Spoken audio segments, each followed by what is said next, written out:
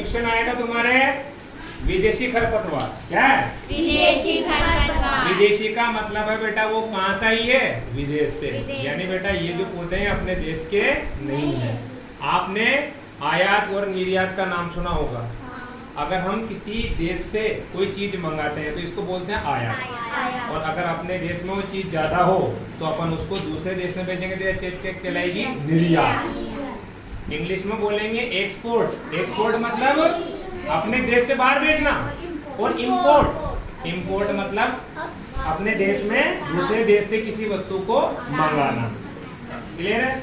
और अगर बेटा तुम्हें ऐसे समझ में नहीं हो तो मैं इंग्लिश में तुम्हें ऐसे समझाता हूँ। जैसे देखो आप, इन का मतलब अंदर, इंपोर्ट, इंपोर्ट में आई लग रहा है ना, तो किसी देश में आना। और देखो आपने कहीं गेट पे लिखा देखा होगा एग्जिट, एग्जिट मतलब बाहर निकलना। तो एक्सपोर्ट, एक्सपोर्ट का मतलब अपने देश से किसी चीज को बाहर भेजना।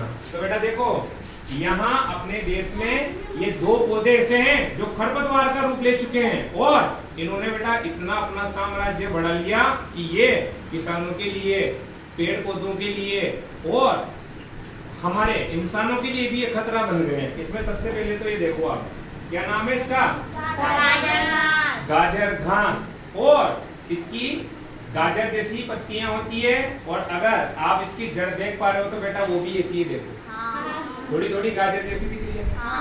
दूसरा बेटा ध्यान से देखना, ये मूसला मूल है। कौन सी है? क्योंकि इसमें आपको बीच में एक मोटी जड़ दिख रही होगी, और साइड में इससे बारीक बारीक जड़ें बहुत सारी निकल रही है ना। जैसे देखो आप, ये पहली बड़ी जड़ है, और फिर ये दूसरी जड़, और बेटा फिर इससे भी देखो फिर छोटी छोटी और निकल रही है। एक बड़ी, फिर उससे निकलने वाली दूसरी, और फिर इससे निकलने वाली तीसरी, और लास्ट में एंड में जाते जाते इसमें छोटी छोटी संरचनाएं आएगी जिनको बोलेंगे मूल रोम। क्या बोलेंगे? मूल रोम। और ये क्या करते हैं? खनिज और जल को खींचते। कक्षा 7 वाले विशेष रूप से ध्यान रखेंगे, उनके आएगा मूल रोम का चित्र, और पौधे जल को कैसे खींचते हैं, खनिज लवणों को कैसे खींचते हैं। तो पहली कौन सी हो गई? गाजर घास। और बेटा गाजर घास को इंग्लिश में या इसका वैज्ञानिक नाम है पार्थेनियम। क्या है? पार्थेनियम। और इस घास का बेटा एक नाम तो गाजर घास हो गया, और दूसरा बताता हूँ मैं, इसका नाम है छिटक चांदनी। क्या है? आपने देखा होगा बेटा इसके सफेद सफेद फूल आते हैं छोटे छोटे। ऐसा लगता है कि चंद्रमा की जो चांदनी होती है वो टुकड़ों में टूट गई है, इसलिए इसको क्या बोलेंगे? छिटक चांदनी। और एक इसका नाम है गाजर घास।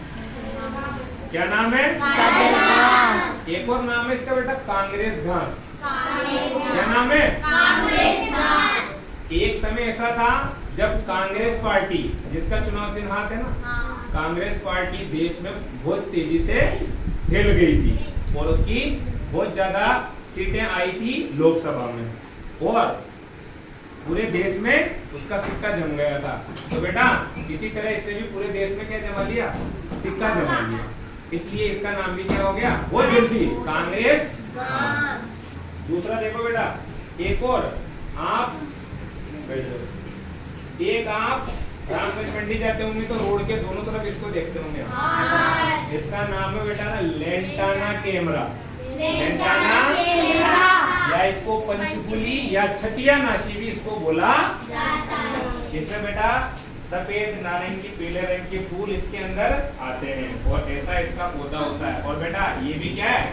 खरपतवार। क्या है? खरपतवार। इसके बेटा छोटे छोटे बीज आते हैं, और उसके चारों तरफ आपको फल देखने को मिलेगा छोटा छोटा रसीला, बोर जितना बड़ा, और वो हरा रहता है, और पकने पर फिर वो पीले रंग का, लाल रंग का ऐसा हो जाता है। तो बेटा ये भी एक खरपतवार है, और इनका सबसे बड़ा नुकसान क्या है? अगर इनके फलों को कोई छोटे बच्चे वगैरह खा ले जाए तो उनमें जहर रहता है, तो बेटा इससे बीमारी हो सकती है। दूसरा, कांग्रेस घास से क्या होता है?